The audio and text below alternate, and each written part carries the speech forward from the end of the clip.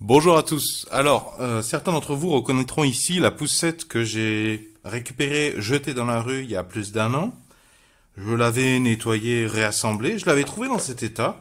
Donc effectivement, après un an d'utilisation, à 3 reprises, la roue se désolidarise, soit à ce niveau-là, soit tout d'un coup, là. Voilà. Et en fait, ce qui se passe, c'est que là, vous avez 4 vis qui maintiennent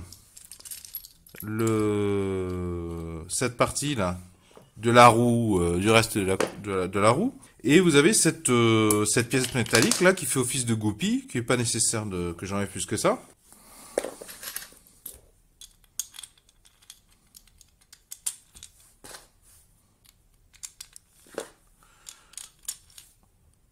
Et donc c'est tout con, ce sont les vis ici qui viennent mordre dans les morceaux de plastique qui se défont. C'est parfaitement logique parce que déjà métal sur plastique, bon, vu la différence de densité, c'est logique que ça se dévisse, mais en plus, le vieillissement du plastique, variation de température, variation de volume, t'as beau revisser, ça va pas mordre. Donc d'habitude je revisse normalement, mais pour que ça tienne plus longtemps, je vais mettre le produit typique qui empêche les vis de se dévisser sous l'effet des vibrations, la Loctite. Alors moi j'en ai déjà parce que c'est un incontournable de la mécanique automobile, de l'entretien de vos véhicules. Donc là j'ai un détrompeur.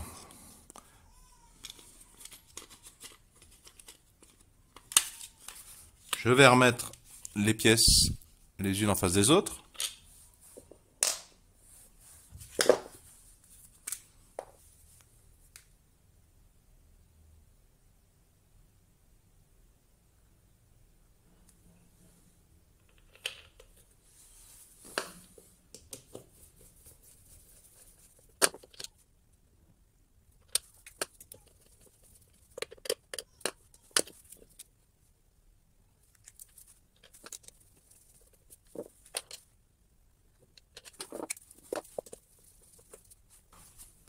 Donc voilà, pour ceux qui ne le savent pas, tout simplement c'est un genre de colle qui va sécher et former des granulés pour augmenter considérablement les forces de friction qui vont permettre d'empêcher un dévissage, un dévissement, je sais plus.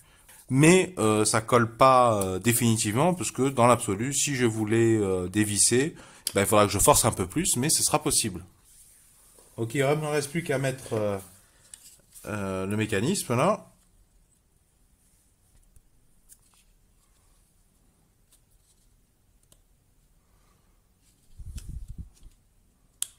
Voilà. Ça va aller mordre là-dedans.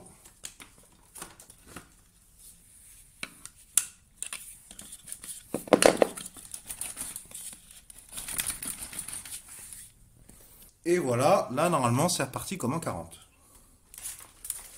Vous trouverez les noms et les références précises des outils que j'ai montrés dans cette vidéo dans la description sous la vidéo. J'espère que ce retour d'expérience vidéo pourra vous aider à trouver des solutions à votre problème ou au moins encourager les profanes à prendre confiance et à se lancer. Si vous appréciez cette démarche de partage de solutions, pouvez-vous mettre un pouce vers le haut, s'il vous plaît, pouvez-vous mettre un j'aime. Si vous aimez l'idée de réparer par vous-même un maximum d'appareils électroniques, électroménagers, électro-informatiques, etc., je vous recommande de vous abonner à la présente chaîne YouTube puisque c'est une des thématiques principales. Vont s'afficher justement à l'écran un rond, un rectangle et un carré. Le rond, vous cliquez dessus, ça vous abonne gratuitement à la présente chaîne YouTube. Le rectangle, si vous cliquez dessus, cela vous emmènera vers tous les épisodes de la même veine, uniquement sur cette thématique. Elle s'appelle électroménager et électronique. Il y a beaucoup de réparations pratiques de différents objets du quotidien. Et il y a aussi quelques petites explications sur certains concepts. Quant au carré, ça c'est pour ceux qui ne sont pas trop YouTube ou qui ne sont pas intéressés par toutes les thématiques que j'aborde sur cette chaîne YouTube et qui préfèrent recevoir par mail uniquement les vidéos sur la thématique réparer des objets du quotidien, donc notamment beaucoup d'électroménager, d'électro-informatique, d'électronique, etc., etc. Donc si vous cliquez sur le carré, ça vous emmène sur une nouvelle page sur laquelle Vous aurez la liberté, si vous le souhaitez, de me laisser un prénom, un pseudo, que sais-je, plus votre adresse email, et je m'en servirai pour vous envoyer uniquement les futures vidéos sur cette thématique et réparer des objets du quotidien. Bien sûr, vous pouvez vous désinscrire n'importe quand. Bien sûr, je ne partage et encore moins ne revends ces adresses email à absolument personne. C'est dans le strict respect de la réglementation générale sur la protection des données. Et surtout, je ne garde pas les informations de gens qui se désinscrivent.